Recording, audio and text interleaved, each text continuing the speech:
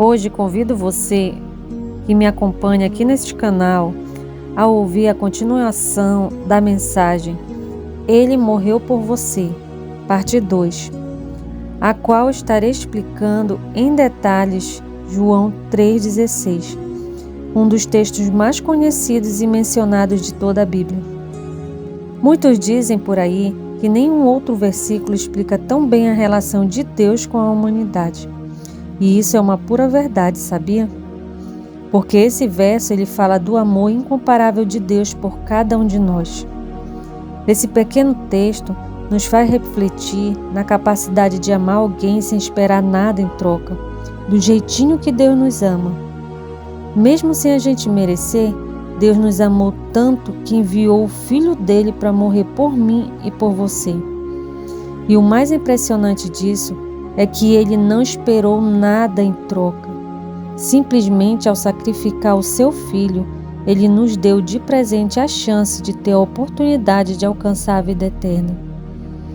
E isso é simplesmente lindo e maravilhoso, não é mesmo? Pois é, Deus trouxe Jesus a essa terra de boa vontade para dar a vida do seu filho em troca da nossa vida. E tudo isso para que pudéssemos ser salvos do pecado e da morte. Mas antes de começar a falar, eu preciso dizer a você hoje que só o amor de Deus por nós não garante salvação a ninguém, tá bom? Para que isso aconteça, há duas condições para que você e eu obtenham essa salvação. E você sabe qual é essa condição? Essa condição é fé e obediência. Mas agora você deve estar se perguntando, o que tem a ver uma coisa com a outra? Bom, na verdade, um tem tudo a ver com o outro. Sabemos que ter fé é essencial na vida, não é mesmo? Mas, no entanto, segundo a Bíblia, simplesmente só ter fé não é o suficiente para ganhar a salvação. E obedecer é muito importante também. Mas assim como a fé, só obedecer a Deus não é o suficiente para ganhar a salvação. Você ainda não entendeu, não é mesmo? Mas acalma o teu coração, respira fundo, que agora você vai entender tudinho. Vamos lá. Para que você obtenha o favor de Deus, é preciso fazer muito mais do que ter fé. É ir muito além de reconhecer que Jesus é o Salvador. É preciso que haja em você um arrependimento sincero e que esse arrependimento ele seja aplicado em tempo real à sua vida. Em Efésios capítulo 2, do verso 8 ao 10, Deus diz que sem ações, qualquer afirmação de fé, ela é vazia. E se você pega Tiago capítulo 2, do verso 14 ao 26, para você ler, você perceberá que a fé sem as obras, ou as obras sem a fé, é morta, ou seja, é vazia. E o que é obras? Vou apresentar a vocês dois contextos. Existem as obras que acontecem dentro da pessoa, que é de dentro para fora, chamadas obras internas. E tem as obras externas, que é o trabalho que é executado fora. E a fé é uma conexão de você com aquilo que você não pode ver. É aquilo que você acredita, mas não tem certeza do inacreditável. Essa é a forma como enxergamos a verdade. Por exemplo, você vê em Tiago 2, capítulo 23 ao 25, que Raabe e Abraão foram justificados por suas obras, certo? Mas eles foram justificados porque tiveram fé em Deus. Em outras palavras, se você obedecer e exercer a sua fé em Jesus, isso é, vivendo de acordo com a lei de Deus e a fé em Jesus, aí sim você alcançará a salvação.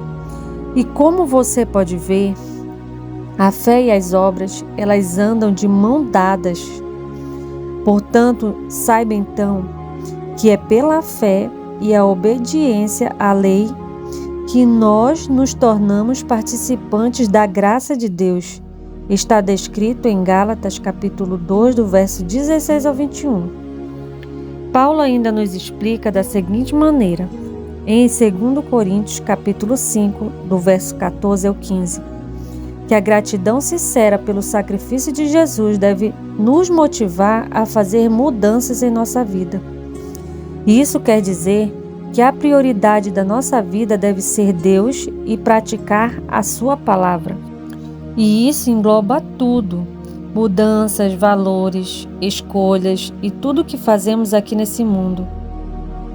É uma mudança transformada pelo poder da palavra de Deus.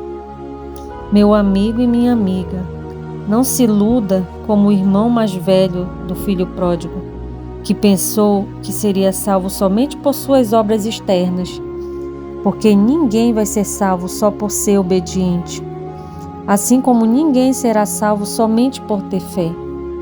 Para que um arrependimento salve uma pessoa, ele precisa ser sincero e genuíno, assim como o modelo que nos foi deixado na cruz por Jesus Cristo, o ladrão pregado na cruz ao lado de Jesus, chamado Dimas, que no seu último momento de vida se arrependeu de coração dos seus pecados. Creu e teve fé em Jesus que estaria no paraíso, após Jesus perdoá-lo.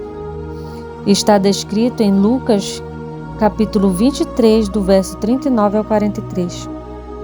As obras más daquele bandido existiu sim, mas o importante para Jesus naquele momento foi o seu arrependimento sincero e a sua fé. A palavra de Deus nos diz que se a fé não tiver acompanhado de obras, por si só ela se destrói e morre. Você sabe qual é o grande problema nesse mundo? É que muitas pessoas recusam obedecer a Deus e a reconhecer que Ele é o Criador do universo. E sabe por que isso? Porque obedecer a Deus requer a obediência à sua lei. Sabe? Ter fé em Deus não é fácil. É muito difícil mesmo você acreditar no que você não vê. Mas essa é a lógica que dá sentido ao inacreditável. Não é fácil você ter fé quando tudo vai mal. Mas em Hebreus capítulo 11, no verso 6, diz que sem fé é impossível agradar a Deus. A fé precisa ter um fundamento. O perdão do pecado só é prometido àqueles que se arrependem e creem verdadeiramente em Deus e em seu Filho Jesus. A fé que salva é aquela que te sintoniza com Deus, é aquela que é operada pelo amor, é aquela que purifica o ser de uma pessoa. A fé que salva é aquela que faz você andar inteligentemente no caminho dos mandamentos de Deus, ou aquela que no último momento da tua vida faz você reconhecer Deus como o seu Salvador, fazendo você se arrepender dos seus pecados e manter a fé que um dia você estará no paraíso com Jesus. Essa é a fé que salva. Lembra que logo no início eu te falei que havia uma condição para que você alcançasse a vida eterna? Pois é, as promessas de Deus, elas foram feitas sobre condições mediante ao livre-arbítrio que nos foi concedido. Senão seria muito fácil entrar no reino dos céus.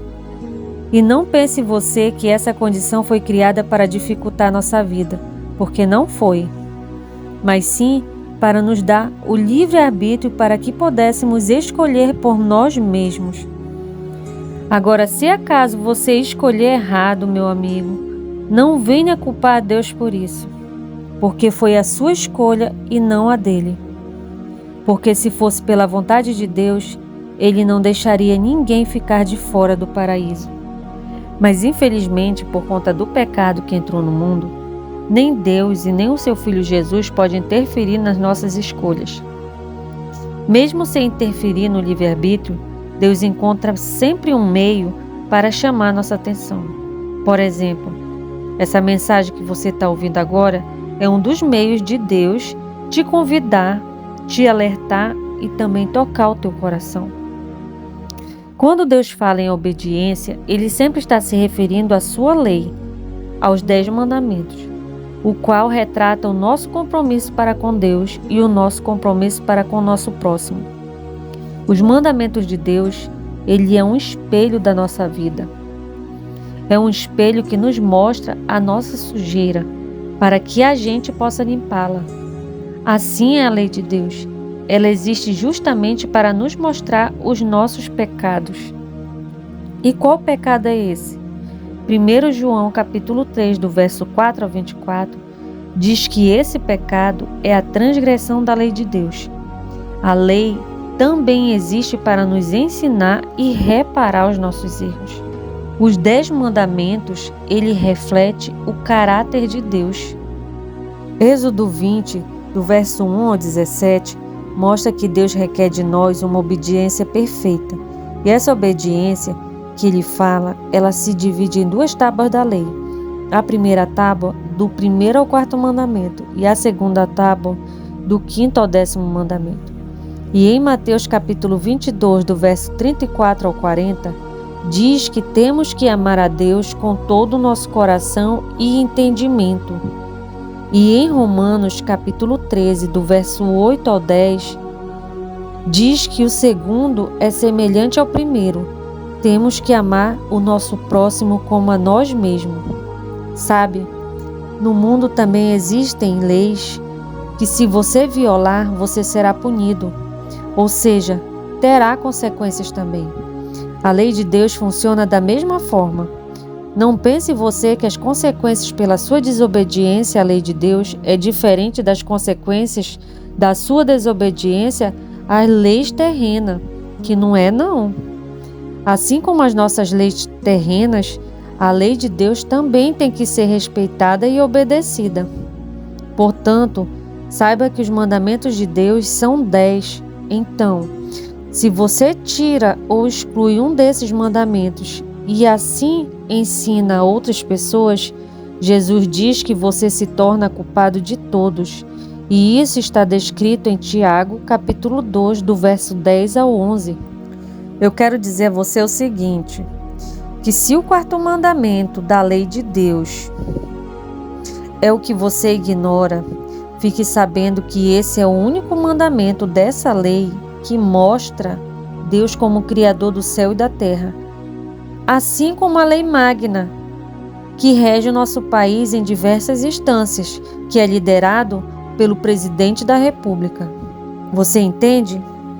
Então, se o 4º mandamento de Deus não tem valor nenhum, então Gênesis capítulo 1, no verso 1, está mentindo, porque aí nos mostra o mesmo Deus que é descrito no 4º mandamento de Êxodo 20, no verso 11, onde diz que em 6 dias fez o Senhor os céus e a terra, o mar e tudo que nele há, e que ao 7º dia descansou e abençoou o dia de sábado e o santificou. Se você o tira desse mandamento, me diz como é que você vai provar a alguém que foi Deus que criou o universo e os seres humanos? Não tem como provar, sabe por quê? Porque sem o 4º mandamento, a lei perde o seu valor. Sem o 4º mandamento, todos ficam livres para fazer o que quiserem, como xingar, bater, roubar, adulterar, matar e assim sucessivamente. Entende? Meus amigos e minhas amigas que me ouvem agora, quero fazer um alerta a você. Se nós não formos guiados pela palavra de Deus em nossas pesquisas, até os homens de maior intelecto se tornarão confusos e não poderão compreender o Criador e nem as suas obras. Por isso, o 4º mandamento começa falando assim para nós: lembra-te do dia do sábado para o santificar. E sabe por que começa assim? Porque Deus já sabia que muitos iriam se esquecer desse dia e talvez até trocá-lo por outro dia qualquer. Sabe, Jesus Cristo, o Filho de Deus que foi enviado a essa terra como um homem para morrer em nosso lugar lá na cruz do Calvário, para nos salvar da morte? Pois é. Ele nos diz em Mateus capítulo 5, do verso 17 ao 20, que ele não veio a esse mundo para destruir a lei de Deus, e nem para destruir os profetas, mas sim ele veio para cumprir a lei que Deus deixou. E disse ainda que até que ele volte nas nuvens do céu, nem um jota e nem um tio será tirado da lei de Deus sem que tudo se cumpra aqui nessa terra. Meus queridos, as únicas leis que foram abolidas com a morte de Jesus aqui nessa terra, lá naquela cruz, foram todas as leis cerimoniais, as leis que foram descritas por homens. A lei moral de Deus, ela foi escrita unicamente pelo próprio dedo de Deus, e esse prodígio ele está registrado em Êxodo capítulo 31, no verso 18. As leis cerimoniais que foram abolidas lá na cruz foi os sacrifícios de cordeiros, as circuncisões, as observâncias de festas religiosas e entre outras, todas aquelas que faziam parte da expiação do pecado. Quando Jesus veio a essa terra, o seu sacrifício foi totalmente suficiente para fazer expiação pelos pecados da humanidade. Aquelas leis cerimoniais que antes apontavam para Cristo e a expiação acabaram. O véu que antes existia e separava a humanidade de Deus foi rasgado e não existe mais, porque agora Jesus é o nosso intercessor e mediador. É o Cordeiro de Deus que tira o pecado do mundo. É o que pagou o preço na cruz pelo nosso resgate. Está descrito em João capítulo 1, no verso 29. Meus amigos, deixa eu dizer uma coisa para vocês. Não existe nenhum mistério na lei de Deus. Todos nós podemos compreender as grandes verdades que ela encerra. Só basta a gente abrir a Bíblia e pedir a direção de Deus e ler, só isso. Sabe, o Senhor tem uma obra muito especial a fazer por cada um de nós individualmente. Você só precisa aceitar e se aproximar de Deus, e pela sua fé se apegar às promessas de Deus para que a graça de Cristo seja manifestada em você. Sabe, Deus te ama muito, muito mesmo. Por esse motivo que Ele trouxe Jesus a essa terra para morrer por você e por mim. É por esse motivo que essa mensagem está chegando hoje até você.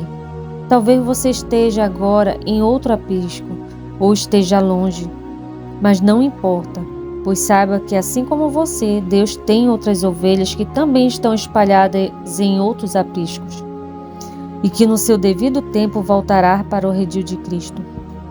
Apocalipse 18, no verso 4, nos mostra que Deus fará a última chamada aqui nessa terra antes que Jesus volte, dizendo assim: Retirai-vos dela, povo meu, para que não se torne cúmplice de seus flagelos. Saiba você que somente as ovelhas de Deus ouvirão a voz dele, e quando elas ouvirem, se ajuntarão com o povo remanescente de Deus, para se tornarem apenas um povo. O povo que guarda os mandamentos de Deus e tem a fé em Jesus. O povo remanescente, para que você entenda, é um grupo de pessoas que permanecerá leal a Deus nos últimos dias, independentemente do que enfrentarem pela frente. Sabe, amigos, João 3,16 nos ajuda a conhecer a Deus por meio do ministério de Jesus. O verso de João nos mostra que aqueles que viverem de acordo com os ensinamentos de Jesus Cristo receberão muitas bênçãos, inclusive a vida eterna. É por esse motivo que Jesus te convida hoje para fazer parte de um povo separado, de um povo que obedece os mandamentos de Deus e tem a fé em Jesus, conforme diz Apocalipse 14, no verso 12. E em Mateus, no capítulo 22, no verso 14, Jesus diz que muitos serão chamados, mas poucos serão os escolhidos. E você sabe por que são poucos os escolhidos? Porque só serão escolhidos aqueles que aceitarem o convite de Deus. Então, o que você está esperando? Aceite logo esse convite, porque essa será a melhor escolha que você fará em toda a sua vida. Pense nisso. Nós cremos na verdade de um Deus que é Criador.